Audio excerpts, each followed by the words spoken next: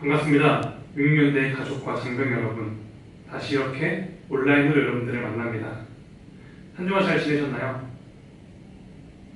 지난주 처음으로 온라인 예배를 드렸습니다만 안타깝게도 많은 용사들이 허위를 명단을 제출했습니다. 딱 한 가지만 부탁드리고 싶은 것은 코로나의 확산의 주범 중 하나는 개개인들의 안일한 마음입니다. 설마 내가 걸리겠어? 나 하나쯤이야? 하는 마음들이 모인 결과입니다. 그런데 그 마음을 오늘도 여러분들에게서 마주하게 되어 마음이 무겁습니다. 나 하나쯤이야? 설마 내가 걸리겠어? 하는 마음을 다시 한번 고민해 보시길 부탁드립니다. 오늘 말씀은 가늠하다 붙잡혀온 여인과 예수님의 이야기입니다. 서기관과 바리새인이 음행 중에 잡힌 여자를 예수님께 끌고 와 질문합니다. 성경에는 가늠한 여인을 돌로 치라고 하던데 당신은 어떻게 생각하십니까? 그러자 예수님께서 땅에 글씨를 하나 쓰시고는 일어나셔서 너희 중에 죄 없는 자가 먼저 돌로 치라고 말씀하십니다. 그리고는 다시 땅에 글씨 쓰셨는데 이를 들은 많은 사람들이 양심의 가책을 느껴 하나둘씩 사라집니다. 예수님과 여인 둘만 남은 상황에서 예수님께서는 나도 너를 정죄하지 아니하노니 가서 다시는 죄를 범하지 말라는 말과 함께 이야기가 끝이 납니다. 오늘 말씀은 유명한 말씀입니다. 너희 중에 죄 없는 자가 먼저 돌로 치라는 말은 가끔씩 일반 사회에서도 인용되는 말입니다. 이 말씀은 한 달 동안 설교해도 모자랄 만큼 다양한 관점과 다양한 메시지를 나눌 수 있습니다. 보통은 사람이 사람을 정죄할 수 없다, 우리 모두가 죄인이니 다른 사람에게 돌을 던질 수 없다는 말씀으로 해석됩니다. 동의하지만 오늘은 조금 다른 시선에서 말씀을 나누어 보고자 합니다. 얼마 전에 썼던 글이 하나 있습니다. 저에게 나이가 들어간다는 것은 조금 더 멋있어지는 일입니다. 조금 더 여유롭게 품격 있게 삶과 사람을 대하는 일입니다. 사람의 품격은 말과 행동에서도 드러나지만 싸움의 상대와 방식에서도 드러납니다. 즉 그 사람이 무엇과 싸우고 있고 어떻게 싸우고 있는지를 보면 그 사람의 품격을 알 수 있습니다. 공부를 시작할 때의 문제의식과 공부를 마칠 때의 문제의식이 같을 수 없기에 내가 무엇과 어떻게 싸우고 있는지를 항상 돌아보아야 합니다. 요약하자면 나이가 들수록 싸움의 상대와 방식이 달라져야 한다는 뜻입니다. 20살 때의 분노와 싸움 상대를 30살까지 그대로 가져갈 수는 없습니다. 20살의 시선과 고민을 30살까지 그대로 가져갈 수는 없습니다. 여전히 같은 문제에 머물러 있다면 적어도 싸움의 방식이 달라야 합니다.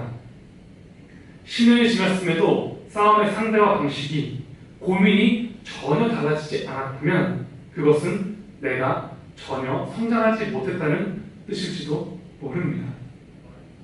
마찬가지로 신앙이 좋아지고 믿음이 성숙할수록 우리가 고민하고 싸우는 상대와 방식이 달라져야 합니다. 저에게 신앙의 성숙은 삶과 사람을 더 신중하게, 더 깊게, 더 멀리 바라보는 일입니다. 오늘 말씀에 보면 예수님과 대립하는 바리새인과 서기관들이 있습니다. 이들이 무엇과 싸우고 있나요? 이들은 옳고 그름, 타인의 죄와 싸우고 있습니다. 가늠한 여인의 죄를 두고 무엇이 그르고 어떻게 옳게 처리해야 하는지를 싸우고 있습니다. 이에 반해 예수는 무엇과 싸우고 있을까요? 예수는 인간의 본성, 그리고 인간이 기본적으로 가지고 있는 악함과 싸우고 있습니다. 예수님은 여자가 죄가 없다고 말씀하시지 않습니다. 다만 정죄하지 않는다고 말씀하십니다. 여인의 잘못, 그리고 예수를 고발할 조건을 얻기 위해 모두가 뭉쳐 여인 하나를 잡아온 이 현실에서 예수는 인간의 본성, 악함과 싸우고 있습니다. 싸움의 상대와 방식이 다릅니다. 아직 단정할 수는 없으나 코로나 바이러스는 인류 전체의 위기입니다. 대한민국을 돌아보면 어느 때나 시대를 주도하는 이슈들이 있었습니다. 전쟁, 산업화, 민주화, 이 이슈들은 대한민국을 이끌어온 주제들입니다. 우리가 인지하지 못하고 있을 뿐 코로나는 전쟁이나 민주화 이런 이슈들만큼이나 한국 사회 그리고 세계사의 중대한 사건일지도 모릅니다. 코로나는 이미 한 나라의 문제를 넘어 인류사의 중대한 사건입니다. 한마디로 개개 국가가 아니라 인류 사회가 싸우고 있고 하나로 뭉쳐 싸워야 하는 문제입니다. SF 영화를 보면 외계인 침공할 때 온 세계가 뭉치지 않습니까? 저는 지금이 그런 상황이라고 생각합니다. 이 순간 우리 사회는 그리고 여러분들은 무엇과 싸우고 계십니까? 누구의 잘잘못인지를 밝히고 싶으십니까? 아니면 어떻게든 나는 손해보지 않으려고 거짓말을 하거나 계산기를 두드리고 계십니까? 아니면 여전히 나는 아니겠지, 나 하나쯤이야 하는 생각을 하십니까?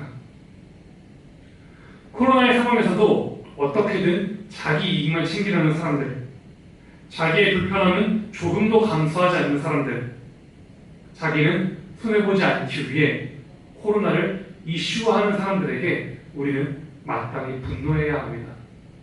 하지만 그들과 같은 사람이 되지 않기 위해 우리는 더 멀리, 더 깊게 고민하고 자신을 돌아보아야 합니다. 그리스도인들의 싸움의 상대와 방식은 달라야 합니다. 매일 주님께 기도합니다.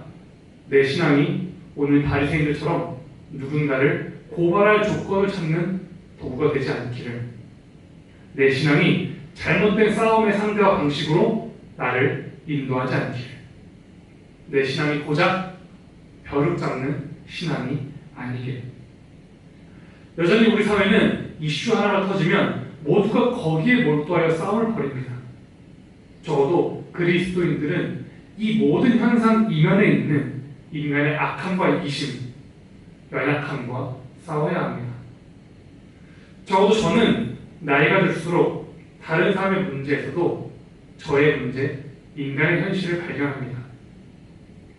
남의 문제 안에서 똑같이 존재하는 저 자신의 문제를 발견합니다. 타인의 잘못이나 부정을 덮으라는 이야기가 아닙니다.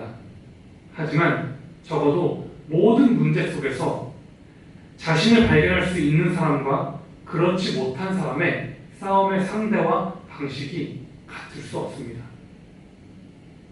이순신 드라마에서 이순신 장군이 북쪽에서 싸울 때 신뢰하던 숫사수장이 있었습니다.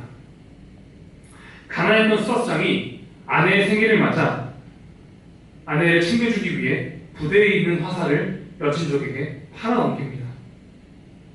평소에 가장 아끼던 부하였지만 이순신 장군은 그의 목을 베면서 독백을 하는데 그 대사가 아직도 저의 마음속에 남아 있습니다. 너를 뵌 것이 아니라 나를 뵌 것이다. 친구의 얼굴로 온 적을 판별치 못한 나의 미력함을 뵌 것이다. 적보다 더 무서운 너의 가난을 헤아리지 못한 나의 용렬함을 뵌 것이다. 싸우기 위해, 싸워 이기기 위해 너를 베고 또한 나를 뵐 수밖에 없다. 모두가 화살을 팔아넘긴 숫사장을 베어야 한다, 용서해야 한다, 그 문제와 싸우고 있을 때 이순신 장군은 부하의 가난과 그를 알지 못한 자기 자신과 싸우고 있습니다. 화요일날 문득 저를 돌아보았습니다.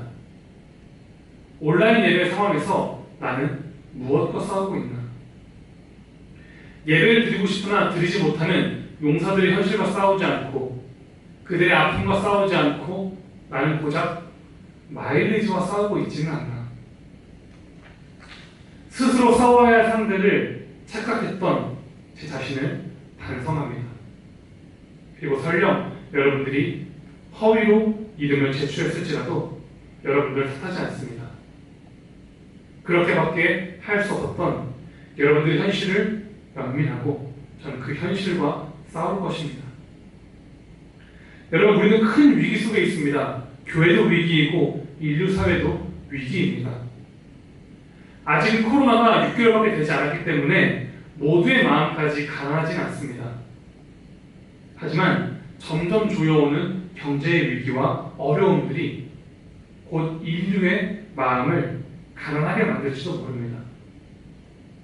코로나보다 더 무서운 건 점점 각박해져가는 인류의 마음일지도 모릅니다. 누구나 위기가 찾아오면 일단 나라도 살아야지 하는 마음을 품을 수밖에 없습니다. 이런 상황에서 우리는 무엇과 싸워야 할까요? 오늘 바리새인과 서기관들은 여인의 죄, 옳고 그름과 싸우고 있습니다. 죄 앞에 무력한 모든 인간의 현실, 인간의 이기심과 악함, 예수님을 잡기 위해 모두가 달려들어 여인 하나를 잡아온 현실을 외면한 채 죄와 옳고 그름을 두고 싸우고 있습니다. 그러나 예수님은 인간의 연약함과 약함, 인간의 현실, 인간의 악함과 싸우고 있습니다. 여러분들의 고생과 흑과 통제 너무나 미안하게 생각하고 매일매일 가슴 아프게 생각합니다. 하지만 그 문제가 코로나로 인한 인류 전체의 위기보단 크지 않습니다. 그리고 우리가 마주할, 아니 이미 마주하고 있는 인간의 이기심과 악함의 현실보단 크지 않습니다. 점점 우리의 마음이 가난해질 수밖에 없는 상황에서 싸워야 할 상대를 올바로 판단할 수 있는 저와 여러분들이 되기를 바라겠습니다. 기도하겠습니다. 주님, 우리의 마음이 점점 각박해져가는 시간 속에서 주님을 의지합니다. 우리가 싸워야 할 상대를 올바로 판단할 수 있도록 지혜를 주옵소서.